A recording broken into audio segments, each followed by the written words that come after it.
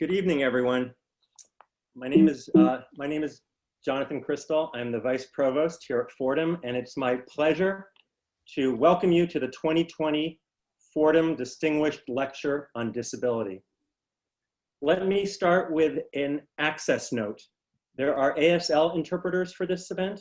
You can pin their videos to keep them on the screen. To access the captions, click on the CC icon at the bottom of your screen. This event is organized by the Fordham Faculty Working Group on Disability, a university-wide group supported by the Provost's Office. This year's event was also made possible through the support of Fordham's Chief Diversity Officer, Rafael Zapata, the Gabelli School of Business, the Graduate School of Education, the Graduate School of Social Service, the School of Law, the Economics Department, and the English Department. The Fordham's Distinguished Lecture on Disability series is now in its 5th year. It is part of 2 major initiatives on disability at Fordham: the Disability Studies Minor and the Research Consortium on Disability. The minor offers students an interdisciplinary way to engage with questions about the meanings and experiences of disability through coursework, on-campus events, and participation in the broader disability studies community in New York City. The Research Consortium on Disability, RCD, coordinates and supports disability-related research at Fordham University to help guide the world on a path towards inclusion. The people in the consortium are social scientists and scholars in the humanities, in business, education, law, and social services doing research in disability studies and in disability and health-related fields. Its next major event will be an online symposium on social policy on November 12th and 13th. Students at Fordham are also organizing in clubs to advocate for students with disabilities. For information on these efforts, as well as on the minor in disability studies and the Research Consortium on Disability, please email rcd@fordham.edu. Turning to this evening's activities, tonight's event will take place in 2 parts. The lecture will follow an interview format, and it will be followed by a Q&A with the audience through the Q&A chat box. The interview and the Q&A will be moderated by Navina Chaitu. Navina holds a BA in Economics and Political Science from Fordham University, magna cum laude. She also has an MS in Public Policy and Management from Carnegie Mellon University, where she was a National Science Foundation Graduate Research Fellow. Navina is a research manager at the New York City's Mayor's Office of Criminal Justice, where she is responsible for the behavioral health research portfolio. Before this, she was a research analyst at the Vera Institute of Justice, where she was staffed to the Independent Commission on New York City Criminal Justice and Incarceration Reform, and helped develop a blueprint to close the jails on Rikers Island. Navina is currently pursuing her PhD in criminal justice from the CUNY Graduate Center, John Jay College of Criminal Justice. Now, let me introduce our distinguished presenter. We are thrilled to have Judy Heumann here with us this evening. Judy Heumann is a lifelong advocate and an internationally recognized leader in the disability rights community. Judy has a long and distinguished career, and I will only highlight some of her many achievements. Judy was a founding member of the Berkeley Center for Independent Living, which was the first of its kind in the United States and helped to launch the independent living movement, both nationally and globally. Judy served in the Clinton administration as the Assistant Secretary for the Office of Special Education and Rehabilitative Services in the Department of Education. She also served as the World Bank's first advisor on disability and development from 2002 to 2006. In this position, she worked with governments and civil society in the Global South on including disability in policy. President Obama appointed Judy as the first special advisor for international disability rights at the US Department of State from 2010 to 2017. Recently, as a senior fellow at the Ford Foundation, she worked to help advance the inclusion of disabled people in the media. Throughout her life, Judy has traveled on her motorized wheelchair to countries on every continent in urban and rural communities alike. She has played a role in the development and implementation of major legislation, including the IDEA, Individuals with Disabilities Education Act, Section 504 that prohibits discrimination based on disability, the Americans with Disabilities Act, and the Convention on the Rights of Persons with Disabilities, and the Convention on the Convention of Rights on Persons with Disabilities. She is part of a recent film called Crip Camp. It shares the story of disabled teens at camp in the 1970s and how they helped spark the disability civil rights movement. The film is available for free on YouTube. Her memoir, Being Human, an unrepentant memoir of a disability rights activist, came out in February this year. Please join me in welcoming Judy Heumann to Fordham University. Thank you so much, Jonathan. I really look forward to this discussion, and I am an extrovert and so very sorry that I'm not with all of you now. But I want to really thank Sophie Mitra for her resilience in getting what originally was supposed to be my being on campus and being able to move this virtually. And thank you, Jonathan, for your comments. And Navina, take it away. Thank you so much, Judy. It's so lovely to be with you as always, and I'm so grateful to Fordham for inviting me to come out here and spend this time with you. I'm also sorry we can't be in person because your personality just lights up the room, and I know that everyone at Fordham would just get a huge joy out of it, as will all of us. I know some of you are joining us from the previous event, but I just wanted to get started with setting the stage with a little bit of what makes Judy who she is. And so the first question I have for her is, was there a particular moment or a series of events that led you to become the disability rights activist that you are today? Thank you very much for the question. You know, I had polio in 1949 when I was in Brooklyn. And certainly at 18 months old, I wasn't thinking about becoming a disability rights anything. And like many of you who are listening, it's as you get older and are experiencing injustices that even when I was experiencing them in the beginning, I didn't have a word for it. It was really over time recognizing that I wasn't being treated equally. And that really started when I was 5 years old and my mother took me to the neighborhood school, which was about 4 or 5 blocks away, pulled me up to register me for school, and was told by the principal that I couldn't attend the school because I was a fire hazard. Now, at 5 years old, was that like, okay, I'm making my poster and going out and demonstrating? Of course not. And my mother and father, who were German Jewish refugees, they'd come over in the 30s, and my dad was in the Marines, and they'd met in 1945. They lost a good number of family members in the Holocaust. You know, they had never thought about having a disabled child. So, you know, they basically made a decision that while a doctor recommended that I be put in an institution, that they weren't going to do that, and that they would just, you know, proceed with my life. So I was the oldest of 3 kids. My mom takes me to school to register me, and then is told no. And so really didn't know other parents who had kids with disabilities and what to do with that no. And it took about 3.5 years before I finally did get to go into a regular public school, but only special ed classes. And that window for the first, second, third, and half of the 4th grade, I had a teacher being sent by the Board of Ed for a total of 2.5 hours a week. So that's really over time when I was beginning to realize that there were very low expectations, not from my family, but from the system.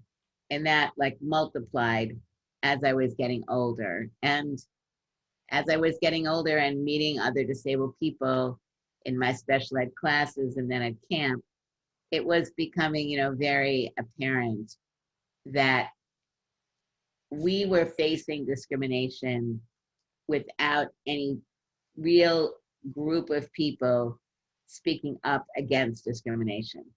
The backdrop at that time was television, which I think is very important to think about, because television was letting me and millions of people look at the strengthening of the civil rights movement. So the Rosa Parks bus boycott, the March on Washington, the integration of schools in the South, and learning about what was going on in New York with trying to deal with desegregation and gentrification. And for me and my friends, we were really looking at that and recognizing the parallels.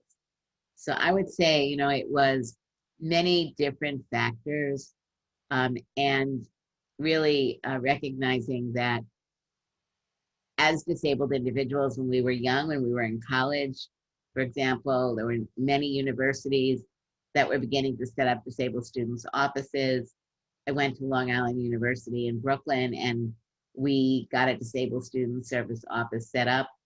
And all of those things really were pulling us together. We were looking at the anti-war movement, the women's movement, on. And we were really getting strength to recognize that we could not wait for other people to do things for us. That the way people had been doing things for us was very much medical model. It was not rights-based model. And we didn't want to get into discussing cure. We wanted to get into quality education, the ability to move around the city and our communities, the ability to get jobs, get paid, live in the community, get married, have children. And I think, it's one thing after another where we realized that we could make a difference if we did it ourselves. Thank you, Judy.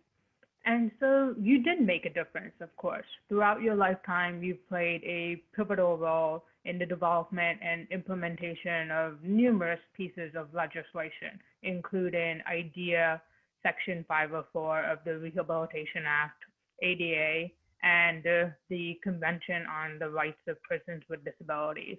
Can you tell us a little bit about each of those? And in particular, what was the motivating force behind them, and ultimately what led to them being implemented?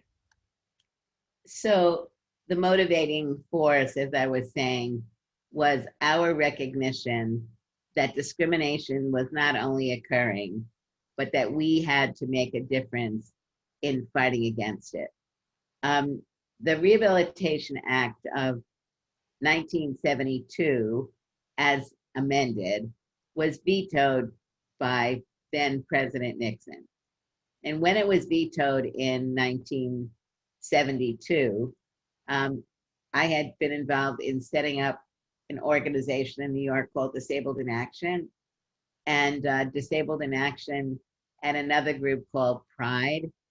And people who had Dr. Bill Bronston and Malachi McCourt and his family, and a number of other people who had basically gotten Geraldo Rivera into Willowbrook and opened up the doors for people to see the atrocities. We, the three groups, got together and decided that we were going to hold a demonstration outside of Nixon headquarters to protest the fact that he had vetoed the Rehab Act. Now, in the Rehab Act, which ultimately got signed in 1973, there is something called Title V. And for those of you who are interested in disability history, you need to go back and study this, but Title V included a number of provisions, 501, 502, 503, 504, 508. But 504 is the provision which makes it illegal for an entity receiving money from the federal government to discriminate against one based on disability. This was a very small provision, a potentially big impact, but it was like 42 words. When there were demonstrations in New York, and then there were demonstrations in Washington, many organizations coming together in DC and marching and having a sleep out and going to the Hill. That's when Nixon finally signed the law. But it took from 1973 until 1977. What happened in that window was disabled people began to understand what these important provisions under Title V were. Unlike the Americans with Disabilities Act, and unlike the Individuals with Disabilities Education Act, which at that time was called EHA, where there'd been many years of work in the case of IDEA, of parents and others fighting for this education legislation and for the ADA from like 1982 to 1990. This was a sleeper. And so it was very important that as what was then called Health, Education, and Welfare began to look at this law and began to look at what needed to happen in the development of the regulations. So what was, essential at that point were things like, okay, what did it mean you couldn't discriminate against someone with disability? What was the definition of disability? So there was a lot of time spent on developing who was a disabled person. And there was a lot of time spent on, well, what was discrimination? What were remedies? Things like reasonable accommodations. There were meetings that the Department of Health, Education, and Welfare traveled around the country to meet disabled people and others to learn more. And then this draft NPRM came out. Basically, it was the draft of the 504 regulations.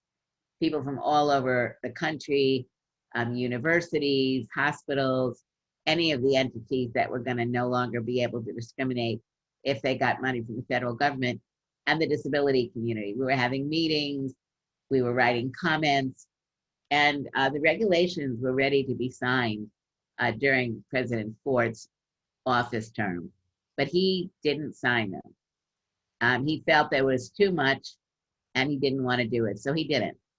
And when President Carter was elected, he committed to signing these draft regulations, but then it wasn't happening. So disabled people were organizing under a group called the American Coalition of Citizens with Disabilities, which was a cross-disability group. And at that time, the chairperson was a woman named Eunice Fiorito, who was blind and grew up in Chicago, but was the head of the mayor's office on disability under the Lindsay administration, and a guy named Frank Bowe, who was a deaf man who ultimately became a professor at Hofstra University. So all of this back work was going on. The decision was made by ACCD in February of '77 that if the regulations were not signed, there would be demonstrations.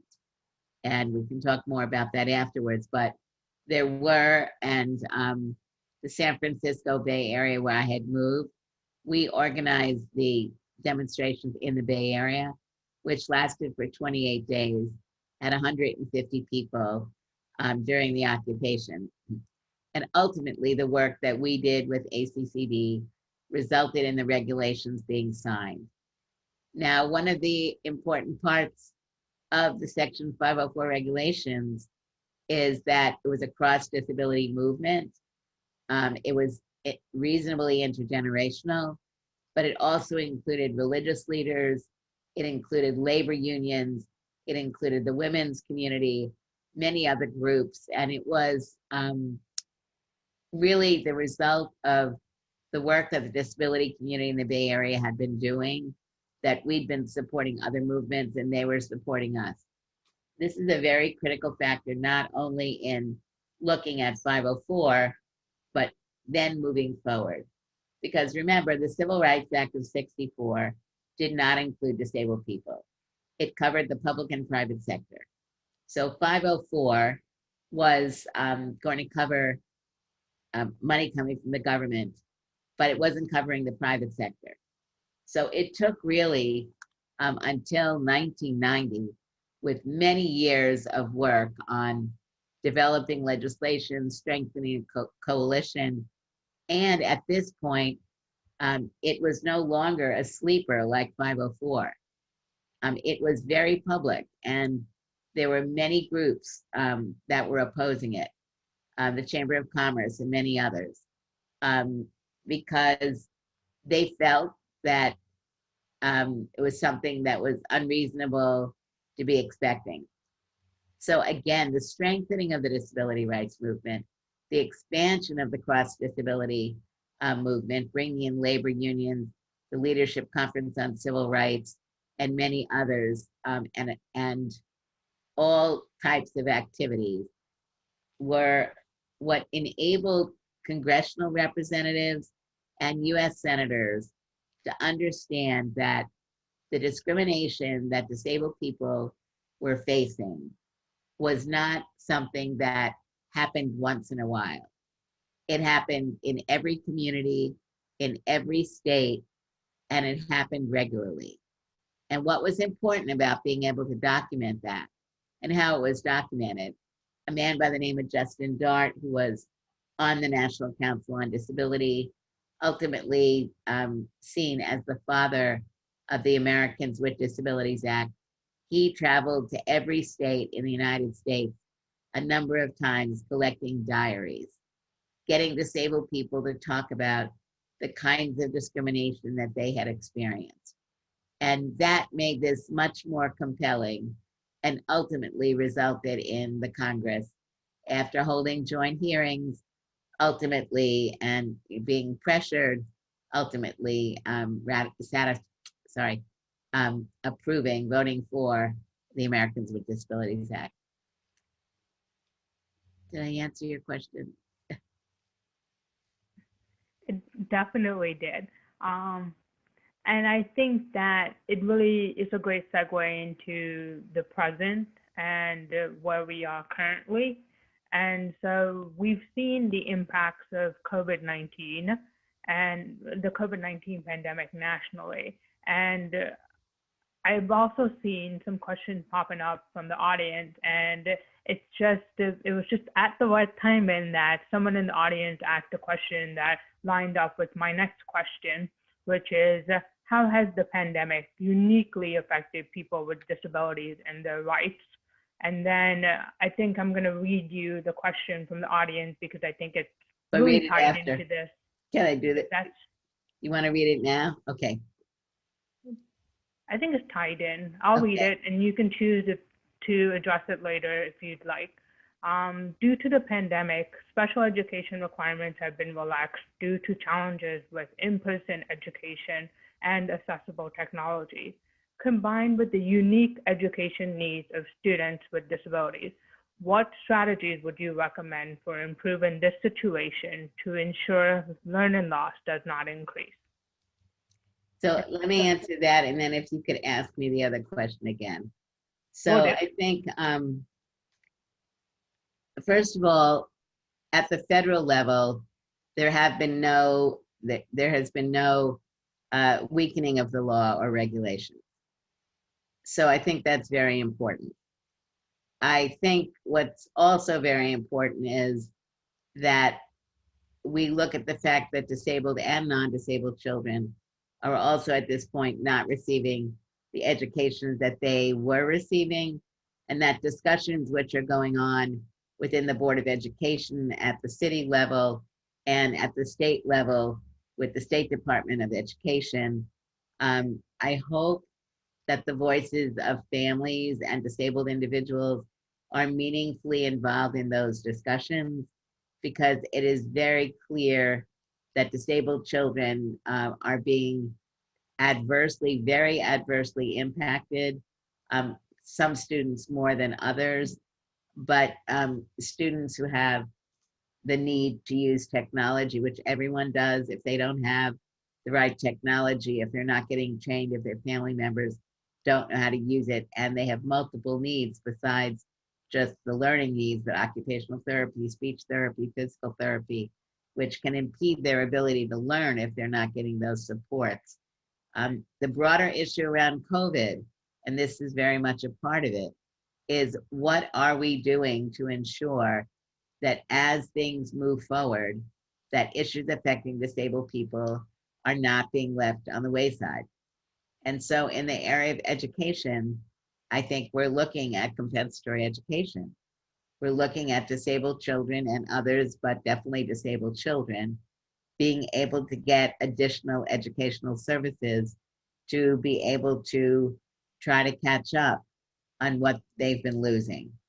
And I think the voices of parents, the voices of adults, I think are also important. Disabled adults need to be playing a bigger role in looking at what is happening to kids with disabilities, because we know that certain populations of disabled children are going to be more adversely affected by others. Families who may have money who can be able to bring some support for their children versus families where parents are working and kids are not able to get the support they need and they don't have money to be able to provide additional services. Those kids who are poor are going to be more adversely affected. So it is our responsibility as disabled adults, as people in special education, to really be working in a collaborative way to help ensure that we do everything we can as we move out of COVID to ensure that children are getting the services that they need. Now, COVID more broadly, I think, I don't need to be telling you any of this. This is why I wish we were all together, because we could have a discussion. But I mean, you certainly see that the numbers of people dying in nursing homes and in congregate living programs, where many people in the disability community for decades have been fighting against nursing homes, fighting against segregated living arrangements, not only because the quality of life for people is adversely affected in these living situations, but also because we know that things like sexual violence against people in these segregated environments is higher. And we know that people living in these segregated environments, as we very clearly see with COVID, are at a much greater risk and higher mortality rate, because the virus is spreading more. The workers are not getting were not getting the appropriate PPE that they needed. And this again was an out of sight, out of mind population. If we in fact had the amount of money that needs to be provided so that people never had to go live in these places, but were able to stay in their homes, in their communities, with inaccessible environments, with appropriate supports, the death rate of disabled people would have been much lower. And we also see that poverty is definitely a link to people contracting the virus and then are at higher risk of dying from the virus. The media calls it underlying conditions. We call it disability. People who have diabetes, people who have hypertension, and various other disabilities that adversely affect them and put them at greater risk. We need to talk about this in a continued ramped up way. I certainly think that in New York, many people have been talking about this for a long time, have been working really hard. But I'm concerned that what we're seeing in the budget from Governor Cuomo is also reducing money for home and community-based services. So I think we have to be very aware of the fact that things could be getting worse instead of getting better. And by that, I mean less money for people living in the community will put more people at risk of winding up in institutions. And I guess the other thing to really mention is the whole issue of employment and the changing world of work as a result of COVID and as a result of the fact that the world and work is changing, was changing pre-COVID, but needing to make sure that as the city is looking at its future, both for city employees and employer, sorry, the city as an employer and the private sector as employers. As disabled individuals, we really need to be paying attention and getting involved in what are the changes that are going to be going on in the world of work. What kinds of training will people need for the jobs of today and tomorrow? Are we getting what we need? And I guess for me, another important issue is I very much understand that it's been amazing that we've been able to do so much online.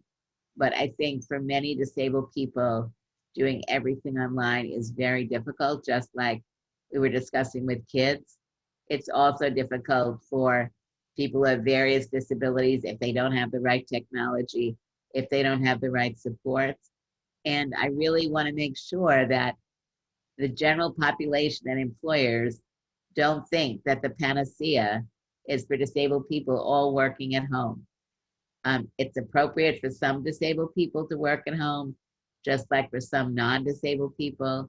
What we have learned in COVID is that businesses are able to do things that they said they couldn't do before, and that's a positive.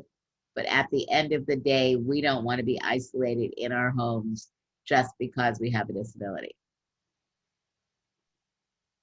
That's a great insight. Thank you. Um, Going beyond COVID and thinking about the future, what challenges beyond housing, employment, and institutionalization do you still see facing people with disabilities? And also, what gives you the greatest hope for this population? I think the greatest hope is clearly what we're seeing with the continued evolution and growth of the disability rights movement.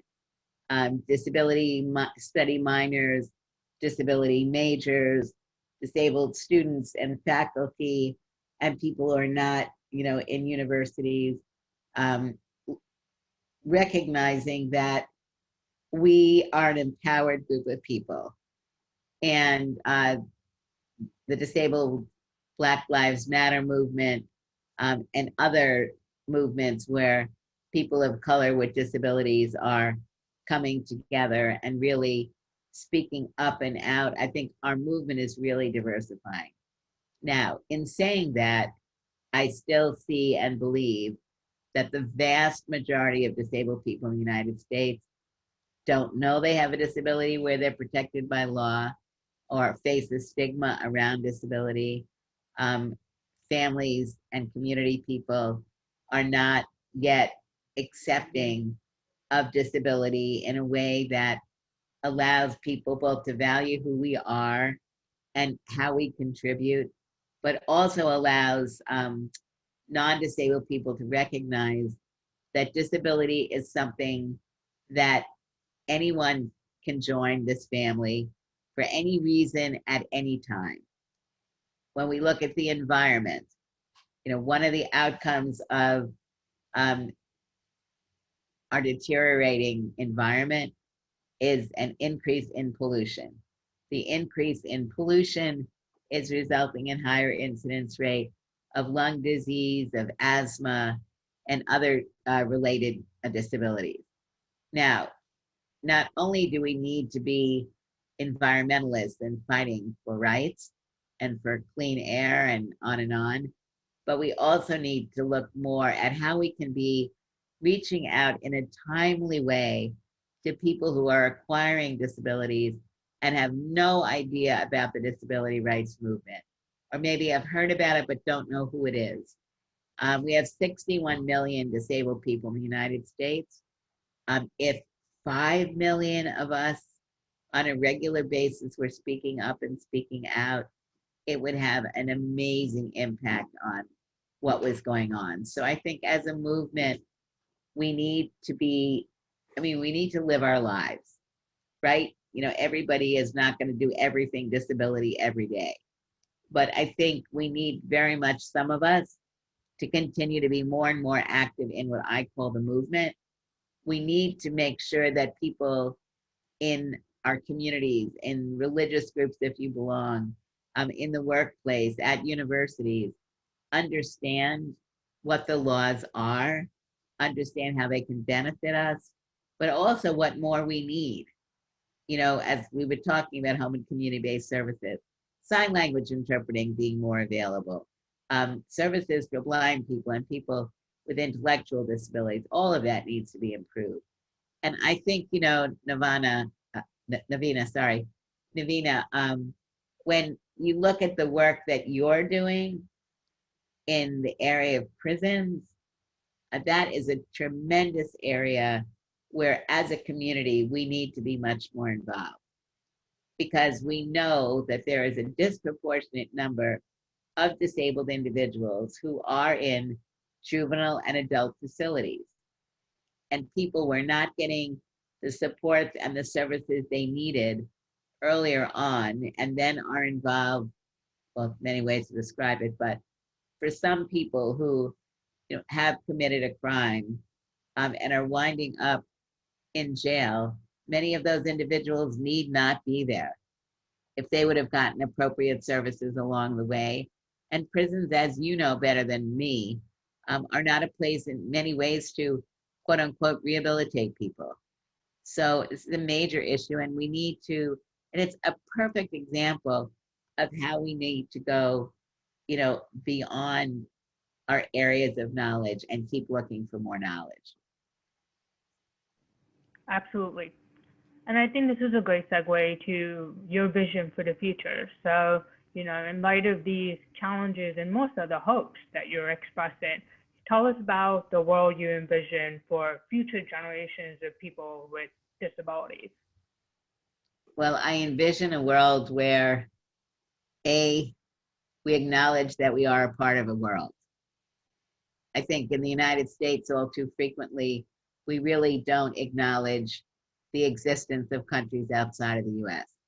While we have many immigrants in our country, and we as immigrant families understand that there is a world beyond us, as a country, we still don't understand the role and responsibility that we have to be working with people in other countries around the world to support efforts to continue to reduce poverty.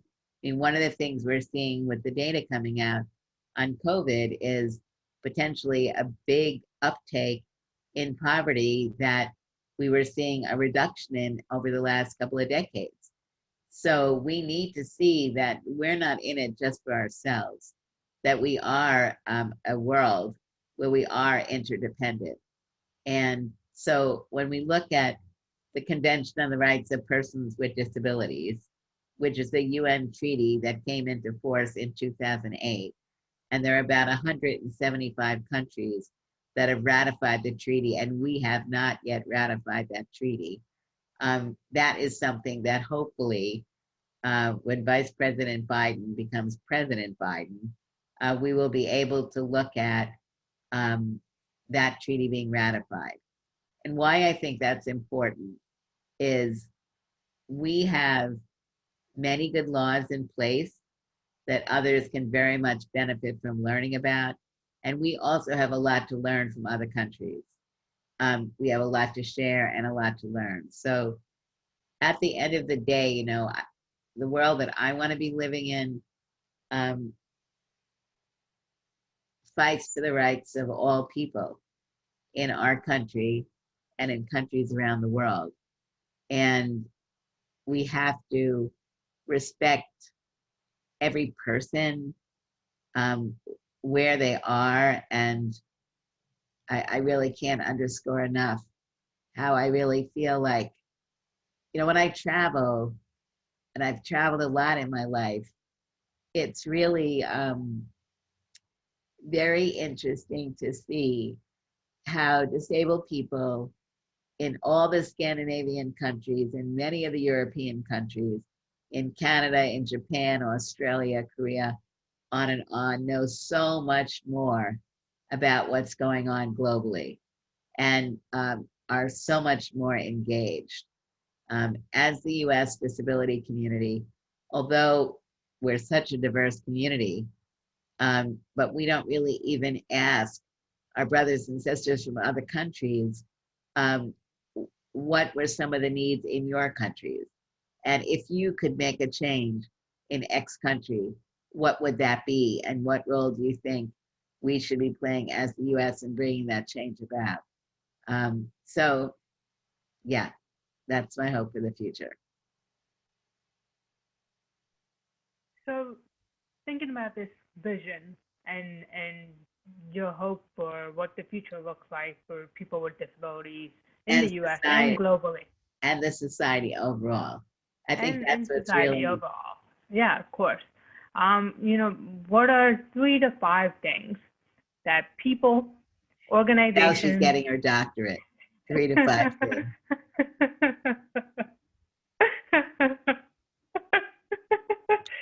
Yes, 3 to 5 or more.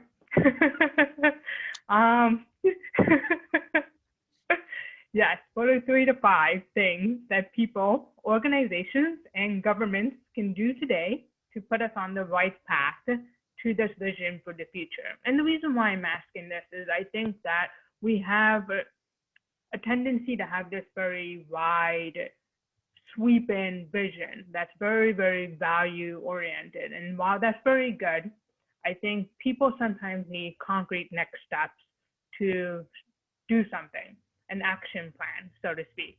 And you've had such great experiences. You've done so much. Share that expertise with us. Tell us what you want us to do. Well, I'm sorry we can't be more interactive because it's not me telling anybody. I will continue to share experiences. And one of the reasons why I think it's really important to have these discussions is because things change. There are changes that have gone on over my 72-year life, and experiences that people in your generation are having now that are not the same as mine. Not that we shouldn't be very clearly working collaboratively together, we should, but I think it's also important that we respect everyone's voice and that everyone has something to contribute. So in looking at your question, and I will talk about voting. And the reason I say that is laws are made by our elected representatives. The courts review litigation, and elected representatives at the city level, the county level, the township level, the state level, the federal level, our US congressmen, our senators, your state assembly persons and your state senators, your city council people, all of these people are the ones who are involved in the development of legislation and budgeting. If we are not significantly involved, if what we see from our elected representatives is not reflective of what we believe needs to happen, that is a big issue. And I don't want to say it's our fault, but I do believe that we need to take responsibility for holding people who are in these positions of responsibility accountable. We need to be demanding that they are learning about our issues. And just like with 504 and the ADA, it does mean that we need to be working more collaboratively together within the disability community, but also within other communities. When I worked at the Berkeley CIL in the 1970s, we had, which was in California, Berkeley, California. There had been a state law that had been passed, a referendum, which reduced property taxes. And the reduction of property taxes had a major impact on nonprofit organizations. And obviously, particularly groups that were serving disabled, minority, and poor people. Now, we could have each organization on its own gone off and been fighting for our own budgets. But in fact, what we did was to form a coalition of groups that were nonprofits working together so that we were not trying to take money from X group in order to give it to Y group. But we were really looking at the whole and working with the county board to try to come up with a budget that would have the minimal adverse effect across the board. So I think this is something that's very important now, because we know from COVID, there is an impact on budgets, on city budgets, on state budgets, on federal budgets. And again, one of the issues is, where is the Senate in relationship to getting a stimulus package together? Why are they not voting on a stimulus package, but are putting forward a Supreme Court justice, which clearly they could be doing after the elections, and right now voting, on a stimulus package, which is needed. The point that Navina is making is, she feels that we need to have measurable objectives, so that government and others working collaboratively together, have a path to move forward. And I agree, that's very important. Additionally, I think for me, it also means, we're at Fordham, you're all in undergraduate or graduate school, or many of you who are on this Zoom call tonight. Where are you going in your profession? How are you including your disability in the part of the work you're doing? I'm not saying that you have to just do work that solely focuses on disability, but it is important that you bring yourself to your job, and that disability, if you have one, or if you know people who do, is something that you bring to the table. It's just like what the women's movement has done, what the people of colors groups have done, is to really help elevate the implementation, the development of legislation, the passage of legislation, the development of rules, the implementation on the day-to-day level of the work that needs to be done. Life, in my view, is like an onion, and you can pick the section that you want: education, urban planning, healthcare, media, cinema, whatever it may be. But we will advance further if we look at communities like the LGBTQ community, the Black movement, etc. And when we get into jobs, we are really looking at who are other disabled individuals that we need to be bringing into the world of work. When there are jobs opening, how are we making sure that disabled people know about these jobs and are getting applying for these jobs and getting fair interviews for these jobs? And that when people are getting jobs, are they getting the supports they need? Are they able to advance in their careers? And to the extent that we really have a good network, it allows us as individuals, when we're experiencing problems, to be able to reach out to a friend and say, this is what I'm experiencing. What do you think? What should I do? It means that affinity groups in government and the private sector are there so that we're not so isolated and alone. I think that's one of the big issues in the disability community, that many people feel very alone. They're not acknowledging disability. They're afraid of stigma. They're afraid of repercussions. College campuses, I think, are a real example that students who need additional supports, unless they're in a really good environment where it's clear that the university is there to ensure you get the supports you need, that frequently students are saying they're afraid to ask for what they need because they're afraid of repercussions. And I last year was speaking at an event for the American Association for the Advancement of Science, which has been doing work with disabled scientists, students, and beyond for many years. And this student was talking about how, she was taking some advanced science class, and the teacher came up to her in the beginning and told her to drop out because she was never going to able to get through the work. So she was very lucky that she basically said no, wound up getting an A in the class, but it was not because of the professor, because the professor really treated her completely inappropriately. She didn't file a complaint. She didn't say anything because she was afraid of what could happen.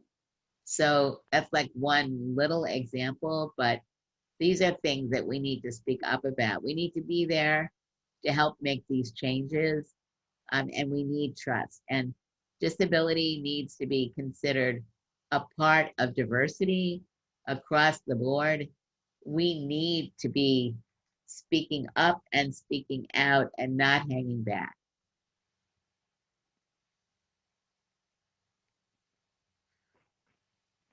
Thank you. So I think we have just a few more minutes, and so I'm going to turn it over now and open it up to the audience for their question. I know we have about 7 questions already in the Q&A box. So I'm going to encourage the audience members, if they have additional questions, please start entering them into that box. And I'm going to start going through in the order that they were entered, with the exception of the one member whose question I've already answered pertaining to the pandemic and special education requirements. And so the first question, Judy, is how do you think society may begin to decrease the stigma on invisible disabilities such as mental illness? I'm going to say one thing about the special ed question, and then I'll get to this question, Bridget. I also think we need to get rid of terrible terms like special education. I hate the word special education. When we use special in the area of disability, it's usually kind of a very negative meaning. And so I think, it's not on the top priority because we want to be getting kids and adults the educations we need, but we should definitely be looking at getting rid of the word special, because special in our case means not positive all too frequently. So Bridget, thank you for your question. And again, I wish we could be having a discussion on what you think society may begin to, how society can help decrease the stigma. So my perspective is we need to listen to people who have mental health disabilities or psychosocial disabilities or whatever it is the individual person might wish to be called. We need to allow people to see that people who have psychosocial disabilities can play meaningful roles in our community. And that many people, you look at COVID right now, and we're talking about people having increased anxiety, increased depression, other mental health disabilities, and our inability to speak about this is both harmful to the individual person, to the family, and to the community at large. And so I think, like with each category of disabled people, we need to normalize this. We need to really allow people from the voices of disabled people ourselves to talk about our disabilities, to talk about what it is that we need, to learn about the contributions that we are making, and to really get people who are, who currently have, in this case, psychosocial disability, and who are working in many different levels of jobs and active in our communities. We need to be able to support them so they can come out and speak about it without fear of repercussion. We need to strengthen services in our community. And we need to strengthen self-help groups. I mean, I think one of when I lived in California, there were, and I was working, at the Center for Independent Living. When I came to Washington, I was no longer, working at the grassroots level, but at the national level. But when I was living in Berkeley, there was a growing movement of people who themselves had psychosocial disabilities, peer support groups that were being set up, advocacy, and there's certainly this effort continuing throughout our communities. So respect the voices, listen to the voices, ensure that we're doing what we need to do, where opportunities are there, and we can be inviting and including people in, that people are included with a broad array of disabilities. And really, I think the ability to share appropriate stories, not all negative stories, and allowing people to understand, as I was saying, as an example, in the juvenile justice system, we shouldn't call it justice, in the juvenile system, the causes of people winding up in youth facilities, in adult facilities, and what we need to do as an example to address those problems. But it needs to be led by people themselves who have psychosocial disabilities. The former director of the association, AUCD, the Association for University Centers on Disability, is bipolar, and he's now heading up a legal organization in California. And he's always spoken up about his being bipolar. And I think that's always been really very important, because other people then feel like they can speak up and he can be supportive and a peer. But most importantly, it's allowing people the space and giving people the protections that they need. Thank you, Judy. The next question, and just before we get into the next question, I wanted to clarify that we have Q&A with the audience until 7:15. And so when I said we had a few more minutes, I just meant I concede the last 3 minutes of my section with Judy to the audience. But so I yield my time there. But this next question is an interesting one, I think. It's about the optics of the 28 days and how the Black Panther Party and Salvation Army supported them. And the person clarified that the context for this question is that you mentioned the 28-day occupation of the Hugh building in San Francisco. Okay. So I suggest a couple things. I will talk about this now, but I suggest a couple things. One is you look at Crip Camp, which you can see on, as Jonathan was saying earlier, you can see it on YouTube, and if you have Netflix, you can also see it there. On YouTube, you can see something called The Power of 504, and the Power of 504, excuse me as I get hiccups, The Power of 504 only, it's a documentary about 18 minutes, and it focuses just on the demonstrations before and during the health education and welfare takeover. Crip Camp is a much broader story. So if you want to dig deeply just into the optics of 504 demonstrations, look at The Power of 504 also. And I wish Lynette, who's one of the sign language interpreters, could in fact speak at this time also, because I met Lynette in 1977, and it's really a very funny story. Lynette, can you turn your camera on at least? So she can't step out of her role as interpreter, but I can. It's a very funny story because Lynette had just come from New York to the Bay Area, and we had a gentleman who was acting as an interpreter. We had not planned as a group to take over or to basically have a 28-day demonstration in living in the building. That's a longer discussion, but the bottom line is it grew exponentially after the first day, because all of the other regions in the United States where there were demonstrations had basically fizzled out. And so the Bay Area, which was really the most organized at that time, we had the most cross-disability group and support, as I was saying, from many others. Lynette arrived in San Francisco. She was looking for a job. Joe, who was the main interpreter at that point, had to go meet his boyfriend at the airport and contacted Lynette to get her involved.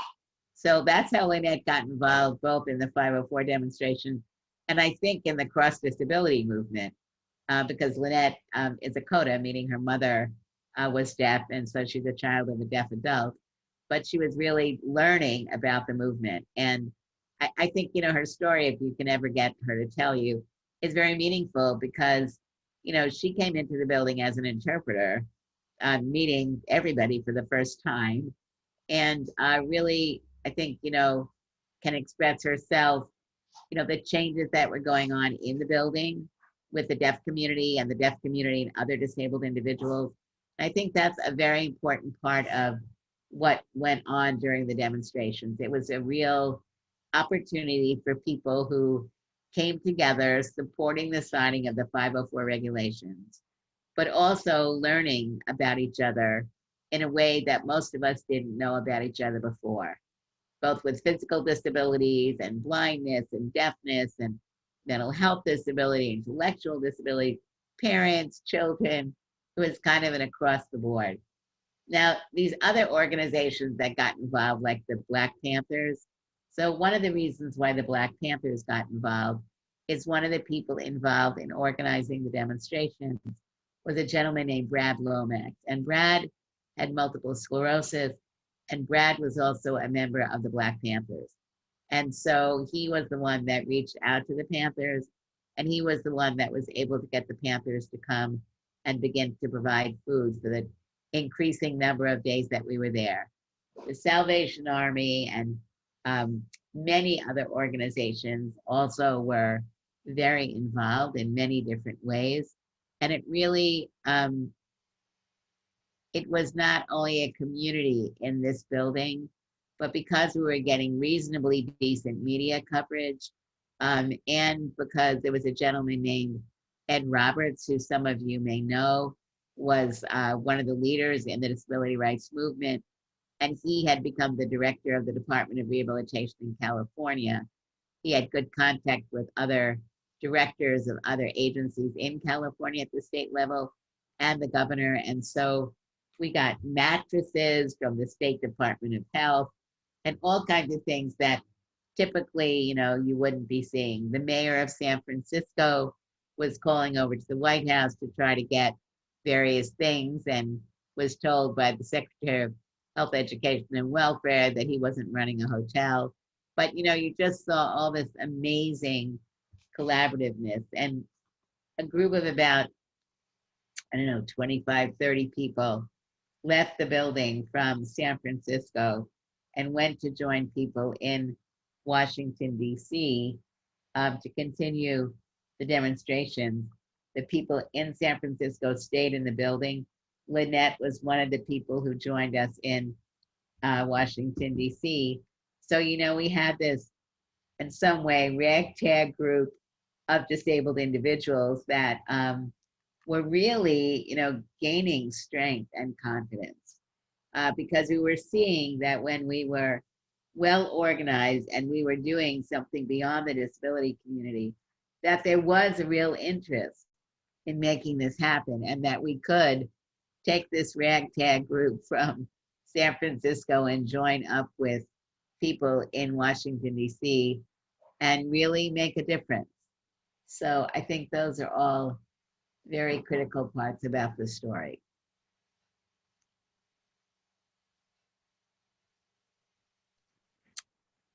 That's such an awesome story. And I love that you and Lynette have this long-standing relationship. I think a lot of us with disabilities have known people who work with us for such a long time.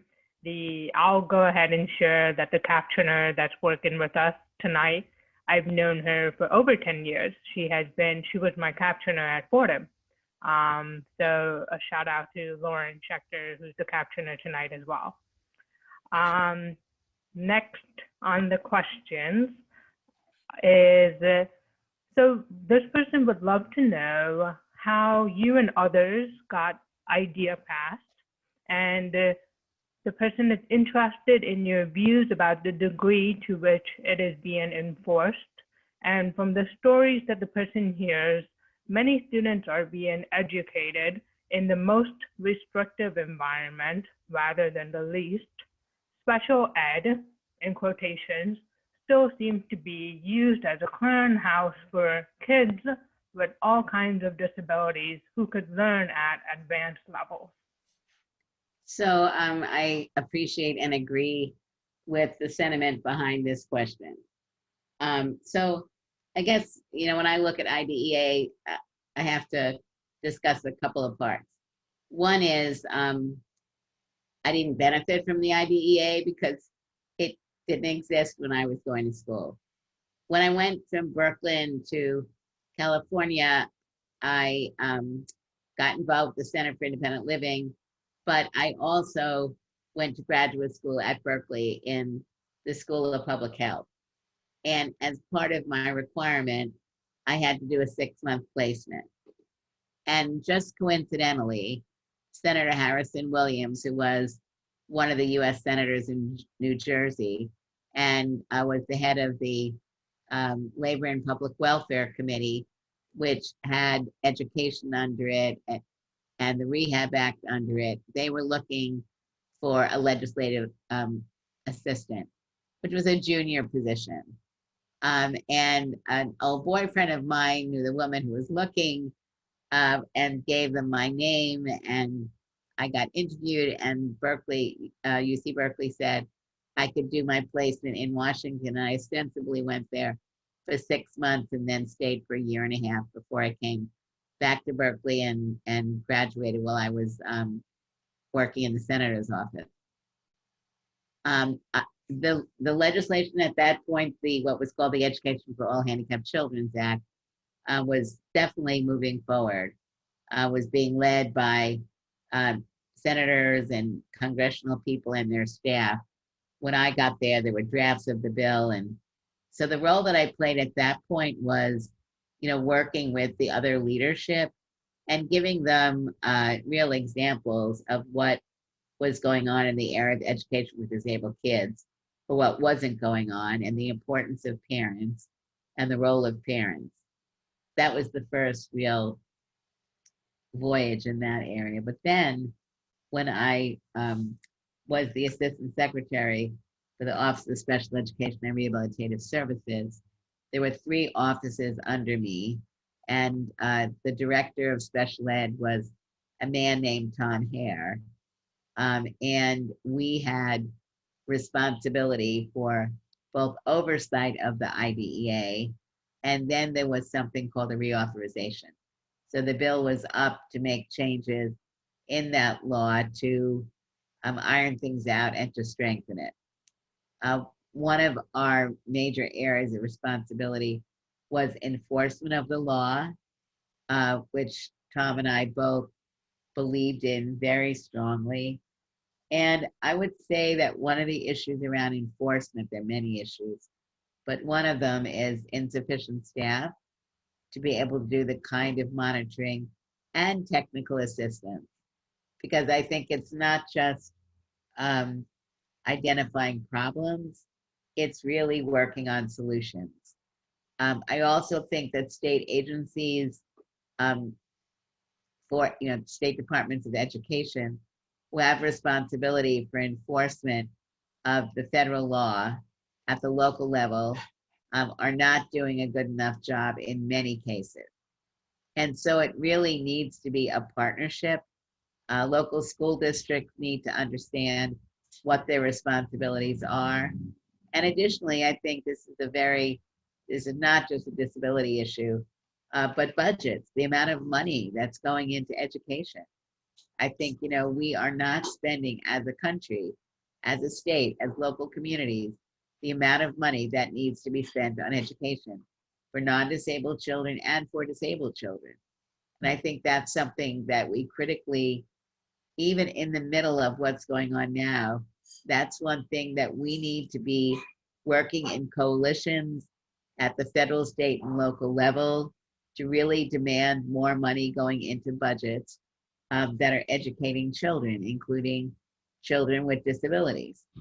And that is not something which is easy. I think, I've not been a big supporter of charter schools because I believe that we should be making reforms in the public schools so that kids are going to public education.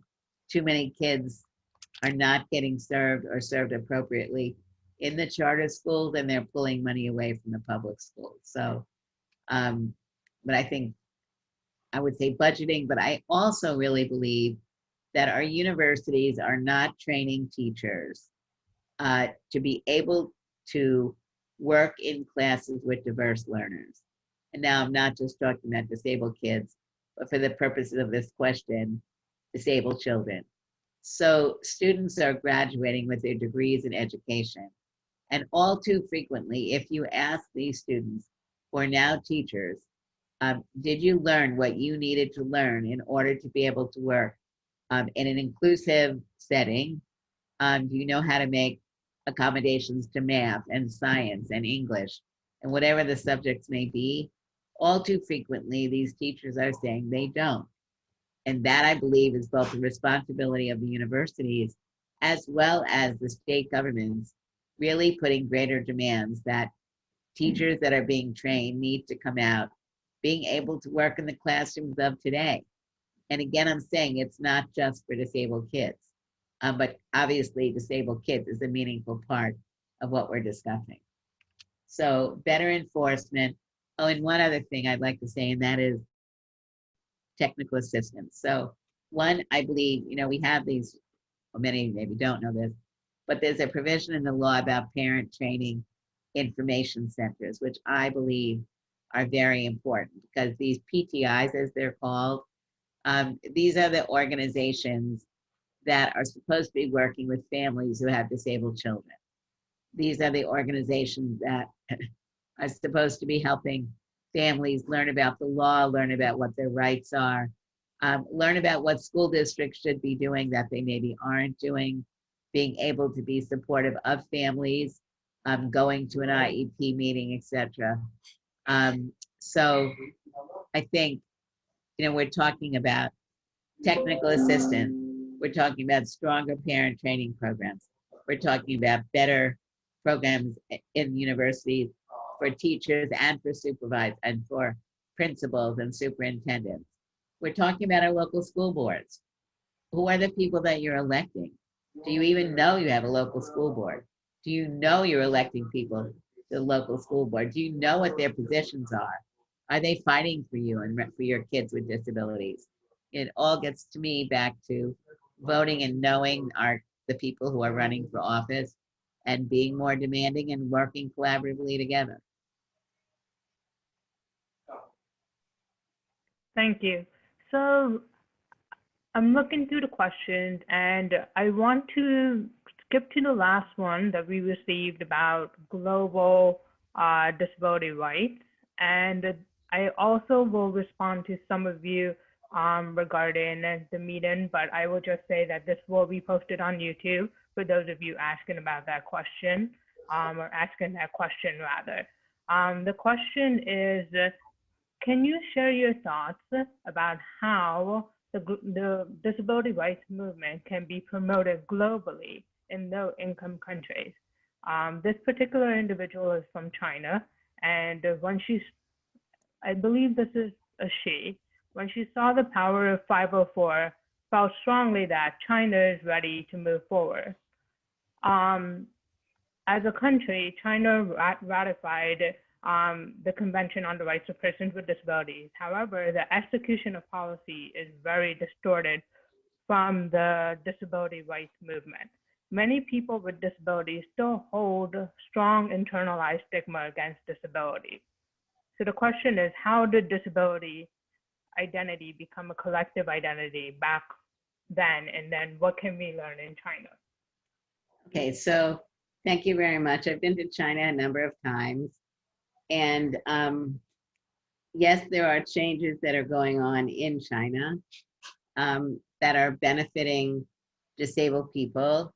There's still a lot more that needs to be done. I would say that it's critically important that the US ratify the CRPD so that we can play a meaningful role in the UN as a part of things like the Conference of State Party meetings, where disabled people in governments typically get together once a year to really meet and talk and do workshops, etc. But there are organizations, there is a group called the International Disability Alliance. It has offices in Geneva and in New York, IDA, International Disability Alliance. That is an organization that would be well worth it for people to look at, because it's an organization that represents 13 international disability-run organizations. It also represents a number of regional organizations like the African Disability Forum. And so there are lots of groups now that have been developing, run by the disability community in countries all around the world. And that is really very positive. And I think there are diaspora groups here in the United States. And if you belong to any of these diaspora groups, whether or not they are including disability, not in a charitable way, but in a rights-based way, I think that's very important. As I have some friends that are a part of a number of different diaspora groups from different countries in Africa. I think that's very important that they're working collaboratively with disabled people in their countries. But there are groups out there that are doing international work, and as I said, groups within the country. And maybe if you've got some specific issues, you could raise them with Sophie, Professor Mitra, and I could also look at trying to help you get some more connections. But there's some very good work. In the US, there's a group called the United States International Council on Disability. There are quite a number of groups in the United States that are doing domestic and international work. A group called Mobility International USA, which is based in Oregon. A group called the Disability Rights Education and Defense Fund, based in California. As I said, the United States International Council on Disability, which is based in Washington, D.C. And then there's Human Rights Watch, which has an office in New York. They have about 10 staff that are dedicated to working on disability in the human rights context. They've just launched this campaign called Breaking the Chains, which is looking at the issue of shackling of disabled people in countries around the world, where people are literally being chained, living in cages because of lack of services, on and on. There's quite a lot of work going on, not enough, but I would say, especially for those of you who are in New York, there are a lot of opportunities. Thanks, Judy. So this individual says, you're such an amazingly clear, direct, accessible speaker on disability subjects. I see it from your Crip Camp days through to this moment. Do you have advice for the rest of us how we can speak out about disability and social justice more generally without being divisive or alienated?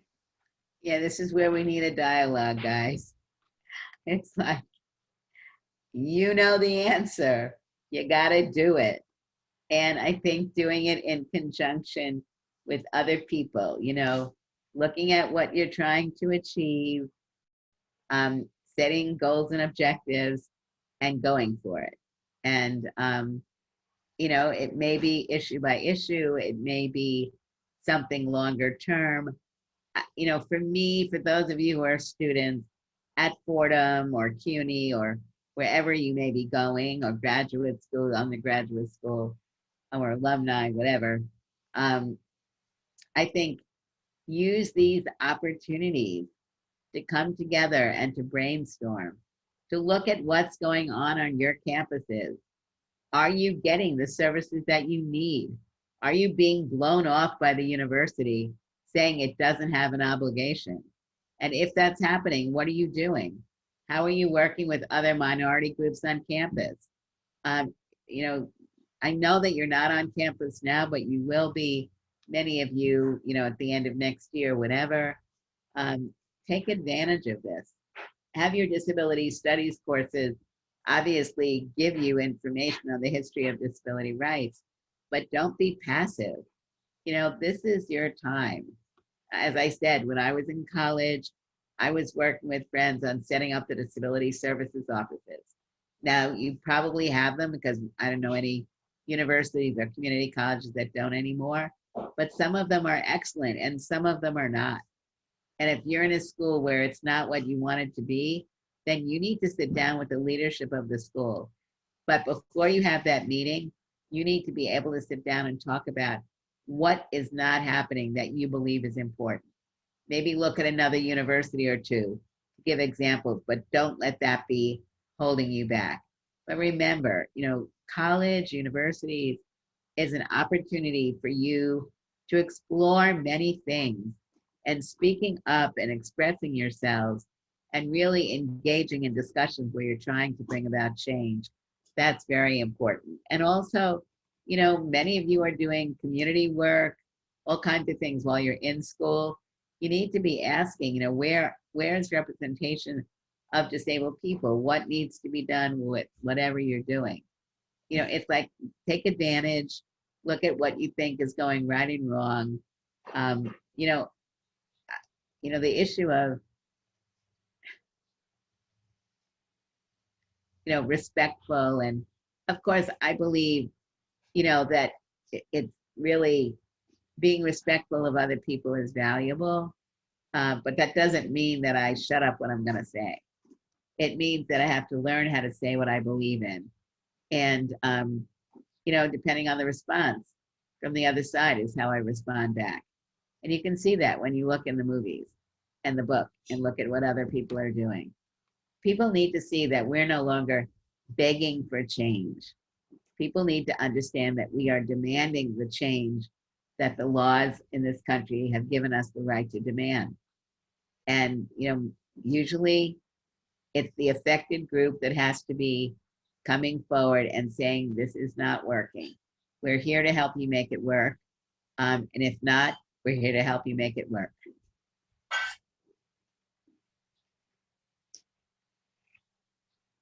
Hold on one second.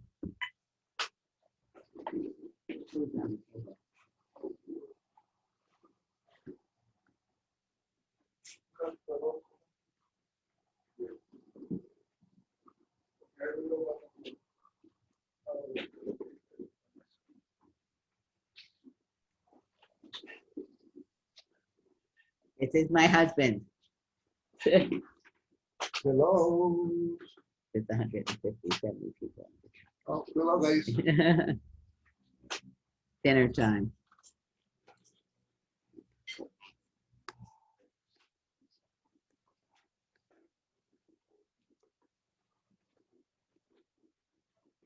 Okay. So I think we only have about 5 minutes left.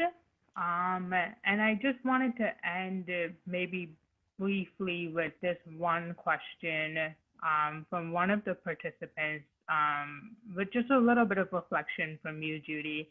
I know with age we gain knowledge. Is there something you wish that you can go back and tell your younger self? What did you learn on your journey that could have helped you when you first started out? I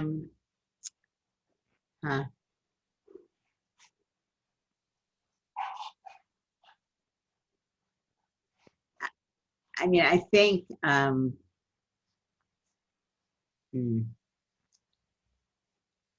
in some way, I feel like, you know, you're learning incrementally.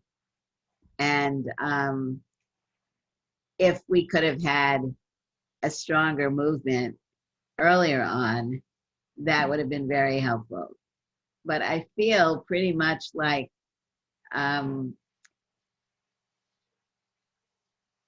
being more, well, a lot of it, for the reason I'm hesitating, is a lot of it is the need to have knowledge, the ability to really bring people together to be stronger advocates.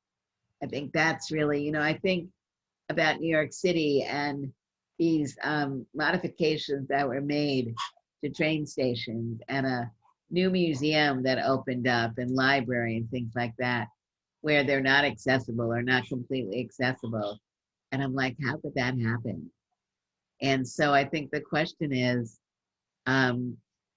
we all need to not lose sight of the fact that certain things like construction, we've got to be diligent, because if things get constructed, whether it's housing or transportation or the internet or websites, whatever it may be, anytime that we have to go back in, or retraining of teachers, anytime we have to go back and try to do something, it's going to be more money and more expensive. So I guess, being even more vigilant and more being stronger in being able to continue to fight for changes is one thing that maybe would have been good to be able to do more of. But I really think, it's a process. And it's not only what I could have told myself differently, but it's what, when we look intergenerationally, how we can be working together. I think that's really, the importance of learning from what people have done, not necessarily repeating how you make the changes, because times change and there are many different ways of doing things, but really keeping a vision which is intergenerational and recognizes the breadth and depth of what we need to do. Thank you so much, Judy. I am always so in awe of you. I always love spending time with you. It's always such a pleasure. I want to take this last couple of minutes that we have together to thank you for your time, for being with all of us here, to thank Fordham for sponsoring this, for hosting this lovely event, to Dr. Mitra, to Dr. Crystal for kicking us off, and to our wonderful ASL interpreters, Lynette and Nicole, and finally to our wonderful captioner, Lauren, for their wonderful accessibility tonight. Thank you all for joining us. It's been a real pleasure having you, and have a really lovely night, and stay safe, everyone. And I want to thank you, Navina. You are great. Thank you so much. Thank you, everybody. Hope next time we meet in person. Bye. Thank you. Bye. Good night. Good night.